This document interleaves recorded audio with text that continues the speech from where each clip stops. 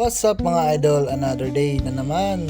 So ngayon guys, may gagawin tayo ngayon. Samahan nyo kami hanggang matapos. So ayun na nga, papunta na kami ngayon sa tindahan ng ate namin. Pero wait lang, ang pogi naman ng driver nyo. Uy, may so dahil malapit lang yung tindahan, ikakat na lang natin yung video. At ito, malapit na nga tayo guys. Dahil nasira yung slushy machine ate ko, kaya ngayon aayusin natin guys. Samahan nyo ako para susubukan nating ayusin yan guys. Andito na nga kami sa tindahan guys. Ayan. Ito na nga mga idol, kinukumpuni ko na yung mga sira kasi yung switch niya sunog na po yan. Tsaka yung di ko alam, basta yung controller niya guys. At ayun na nga, aayusin natin yan. At habang inaayos natin yan guys, panoorin naman natin yung utol ko. Ay Barbie, nasa ibang bansa po yan guys, nasa barko. Di ko alam kung anong ginagawa niya, pero ang feeling ko naglalaba lang ata yan gamit yung sandok. Ganyan pala yung washing machine ng ibang bansa guys. Ang galing. Kailangan talaga may usok. So ayun na nga, nilalagyan na niya ng sahog yung mga damit para mas lalong pumuti. Yan. At kung gusto nyo namang magpalaba, tumawag lang po kayo sa number namin 0912345678. So imekos-mekos mo na yan kuya. Ano bang klaseng sabon na pinaglalagay mo dyan? Ba't kulay red dyan? So ganyan pala talaga yung ginagawa guys. So ayun na nga, imekos-mekos nyo na yan mga insan. Yung mga washing machine pala nila guys, hindi tinatakpan yan. Tignan mo, yan, ano, konting halo-halo. Okay. O, wag ka lang tumingin, mas pogi pa ako sa'yo. O siya, sige na. At may gagawin din kami ni ate dito. At syempre, mag-iingat ka dyan palagi, Udol. God bless. So, ayun na nga mga idol, ito na kami ni ate. Paalis na kami, bibili mga piyesa na gagamitin natin mga idol. At kahit di ko alam paano ayusin, itatry pa rin natin mga idol.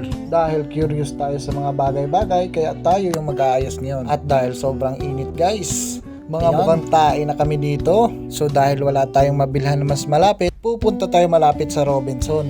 Dahil wala tayong lisensya guys, bawal tayong magmotor. Kaya sasakay na lang kami ng jeep. Yan, papunta na kami guys. At ayun na nga, at habang patawid na kami, saktong-sakto naman yung dating ng jeep. Ayan.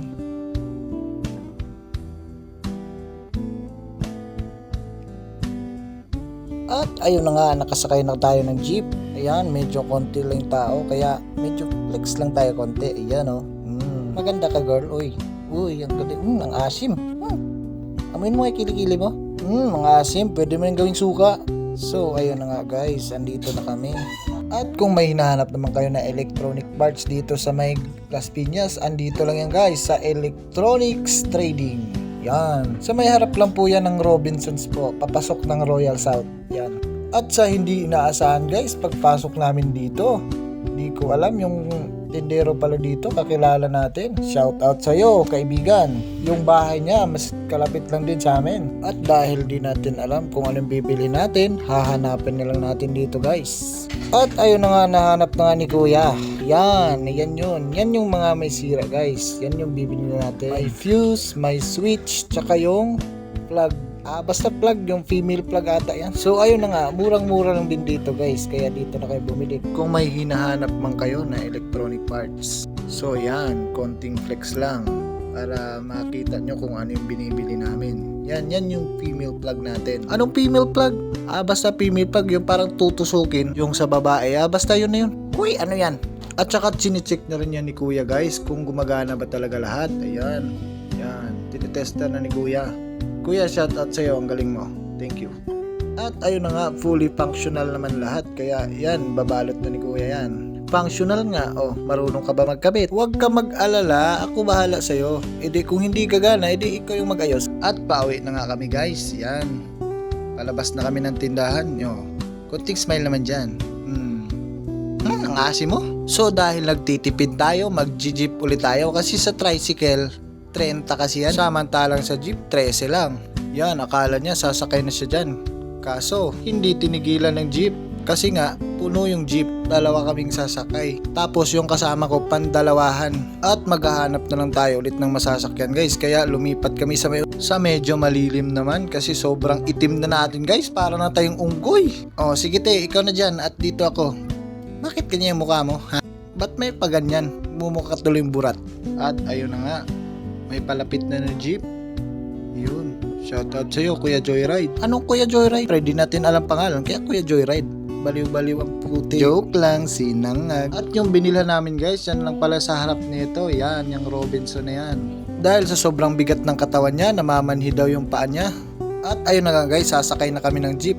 At yung nasakyan pala namin na jeep kanina papunta dito, yun din pala yung sasakyan namin pa uwi. At ito na nga guys, bababa na kami ng jeep. Ayan, konting flex lang din ulit. Ayan, sa sombrero na yan. Hindi sa atin yan, pero palagi nating suot-suot yan kapag talagang hayop ka. Yan, at maglalakad na nga tayo pabalik sa tindahan.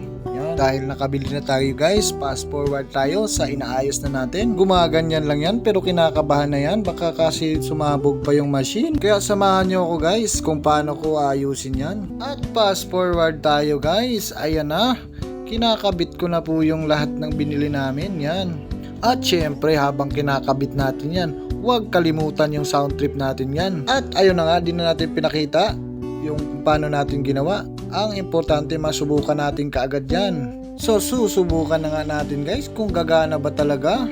Kinakabahan pa naman ako. Ayan, saksak mo na kuya. Huwag kang kabahan, mukha ka naman burat. Ay, ang sikip.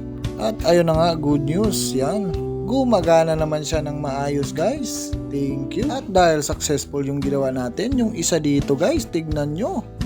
Wow, ang ganda, nagtulog-tulugan pa. Yun pala, may masamang balak. Wow!